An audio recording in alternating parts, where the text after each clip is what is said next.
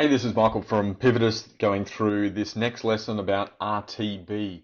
Hopefully you've been enjoying our programmatic media buying course. This one gets into a bit of the weeds of RTB, which is a key part of the programmatic ecosystem.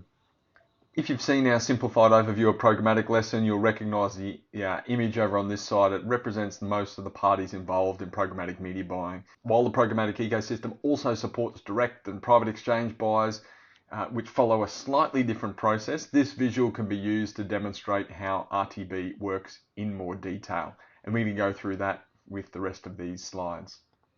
All right, let's get into some nitty gritty here. We're going to give you 3 examples of websites, and then we're going to look at the bidding that affects them later on. So overview, my website contains news content. I have 2 ad units on each page, and there's 728 by 90 and a 300 by 250. I want 50 cents every time an ad is served. Or my website contains content about knitting, and I have 4 ad units on each page, and they're all 300 by 250s. I want $2 every time an ad is served. And this website says my website content is about racing cars. I have 2 ad units on each page, and they're both 300 by 250. I want $1 every time an ad is served. Obviously the maths here is quite simple and the monetary value is pretty high. We've just kept it simple to show how the economies work. So these 3 websites are sitting here, but there's no ad units on those particular pages and nothing's happening until a user comes onto the website. Then when a user visits the website, that's when RTB comes in. The user's information is combined with the website information to send an auction signal or an ad opportunity to the exchange. We know here that the first user is interested in racing because the browser data shows that they've recently been to, let's say, v8supercars.com. And we know that this second user over here is interested in racing cars because they're visiting a website with racing car content on it. If the DSP targeting stipulated where we wanted to reach the user, and if it was specifically alongside racing car content, then only the second user would be targeted here. There is no user on the second website, the knitting website, at the moment, and therefore there's no opportunity sent to the ad exchange. Now a similar thing happens on the sell side. An ad request or a bid from the DSP is sent to the exchange.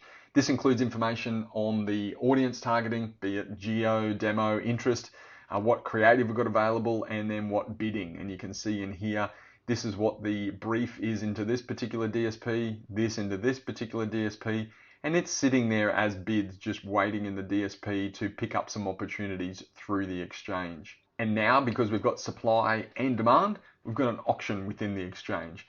For this example, we've just 2 ad opportunities and 2 bids. If the opportunity matches the bid, and that's the targeting, the ad environment, the available creative, the bid pricing, then the bid is placed. In this case, opportunity A has a user interested in racing cars in Brisbane. They have the creative that matches the opportunity and the bid price is above what the seller is asking for. So the bid is placed. In opportunity B, when that's evaluated, it also matches. So a bid's placed on that one as well too. Here there's 2 bids placed by the DSP for 2 different ad opportunities. Now over here with this second campaign in the second DSP, this one doesn't fire off any bids. In the first instance, the geography doesn't match. We're after Adelaide and this is someone who's sitting in Brisbane, so the geography doesn't match. And in the second instance, although the audience is actually right, the bid doesn't have the right creative size needed for the opportunity. So this website has the 300 by 250 and we're only sitting on 728 by 90 creative. So there's no bid placed over here. Therefore, over here in bid 1, we win both opportunities and our ads are placed on both of these particular websites. The ads are sent to the exchange and then served on the website. So that is a success over there. Now let's say that bid 2 over here has been altered a little bit. We're not winning as many ad positions as we want to. The trader's changed a couple of things. Let's have a look. They've altered the creative in this particular instance. So they've added into this creative. Now they've got a 300 by 250 or the MREC, and it's placed into the campaign. This means that they can now bid on opportunity 2, and with 2 bids on the same opportunity, it becomes a real auction with pricing coming into play. So we've got this one up against this one. And with 2 bids for the same opportunity, the bid price is the most important thing. And in this instance, this DSP and this particular campaign wins the bid. Obviously, it's a very simplified example of what's an enormous process with millions of ad opportunities evaluated by Exchange within milliseconds. We've demonstrated key factors that impact auction outcomes, or the win rates as what they're known in DSP.